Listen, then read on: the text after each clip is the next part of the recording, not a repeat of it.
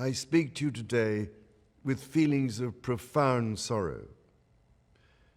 Throughout her life, Her Majesty the Queen, my beloved mother, was an inspiration, an example to me and to all my family. And we owe her the most heartfelt debt any family could owe to their mother, for her love, affection, guidance, understanding, and example. Queen Elizabeth was a life well lived, a promise with destiny kept, and she is mourned most deeply in her passing. That promise of lifelong service I renew to you all today.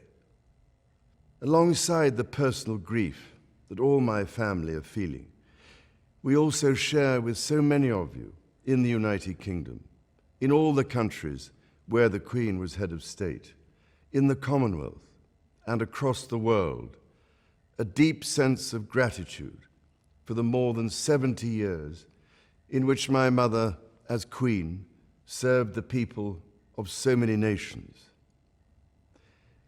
In 1947, on her 21st birthday, she pledged in a broadcast from Cape Town to the Commonwealth to devote her life, whether it be short or long, to the service of her peoples.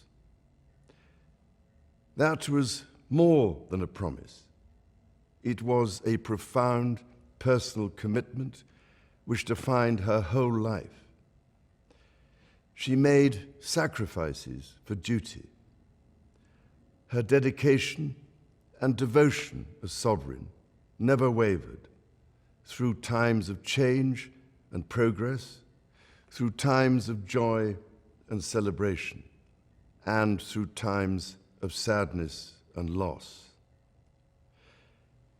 In her life of service, we saw that abiding love of tradition, together with that fearless embrace of progress, which makes us great as nations. The affection, admiration, and respect she inspired became the hallmark of her reign. And as every member of my family can testify, she combined these qualities with warmth, humor, and an unerring ability always to see the best in people. I pay tribute to my mother's memory, and I honor her life of service. I know that her death brings great sadness to so many of you, and I share that sense of loss beyond measure with you all. When the Queen came to the throne, Britain and the world were still coping with the privations and aftermath of the Second World War, and still living by the conventions of earlier times. In the course of the last 70 years, we have seen our society become one of many cultures and many faiths. The institutions of the state have changed in turn. But through all changes and challenges, our nation and the wider family of realms, of whose talents, traditions, and achievements I am so inexpressibly proud, have prospered and flourished. Our values have remained and must remain constant.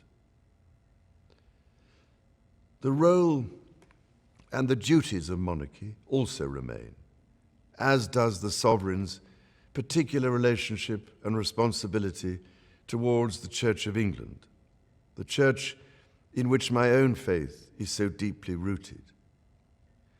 In that faith and the values it inspires, I have been brought up to cherish a sense of duty to others and to hold in the greatest respect the precious traditions, freedoms, and responsibilities of our unique history and our system of parliamentary government. As the Queen herself did with such unswerving devotion, I too now solemnly pledge myself throughout the remaining time God grants me, to uphold the constitutional principles at the heart of our nation. And wherever you may live in the United Kingdom, or in the realms and territories across the world, and whatever may be your background or beliefs, I shall endeavor to serve you with loyalty, respect, and love, as I have throughout my life. My life will, of course, change as I take up my new responsibilities. It will no longer be possible for me to give so much of my time and energies to the charities and issues for which I care so deeply. But I know this important work will go on in the trusted hands of others. This is also a time of change for my family. I count on the loving help of my darling wife, Camilla. In recognition of her own loyal public service since our marriage 17 years ago, she becomes my Queen Consort. I know she will bring to the demands of her new role the steadfast devotion to duty on which I have come to rely so much. As my heir, William now assumes the Scottish titles which have meant so much to me. He succeeds me as Duke of Cornwall and takes on the responsibilities for the Duchy of Cornwall, which I have undertaken for more than 5 decades. Today, I am proud to create him Prince of Wales, Tywysog Cymru, the country whose title I've been so greatly privileged to bear during so much of my life and duty. With Catherine beside him, our new Prince and Princess of Wales will, I know, continue to inspire and lead our national conversations, helping to bring the marginal to the centre ground, where vital help can be given.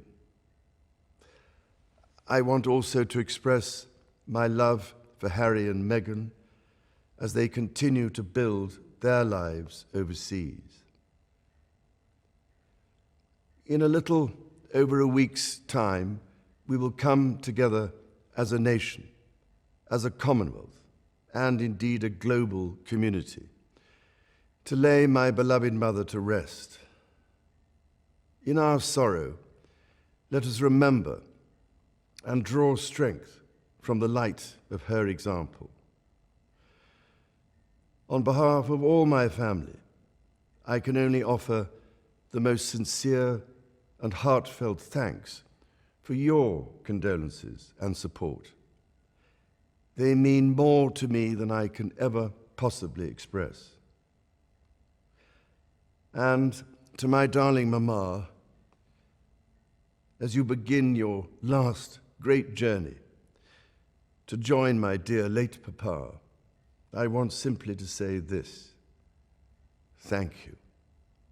Thank you for your love and devotion to our family and to the family of nations you have served so diligently all these years. May flights of angels sing thee to thy rest.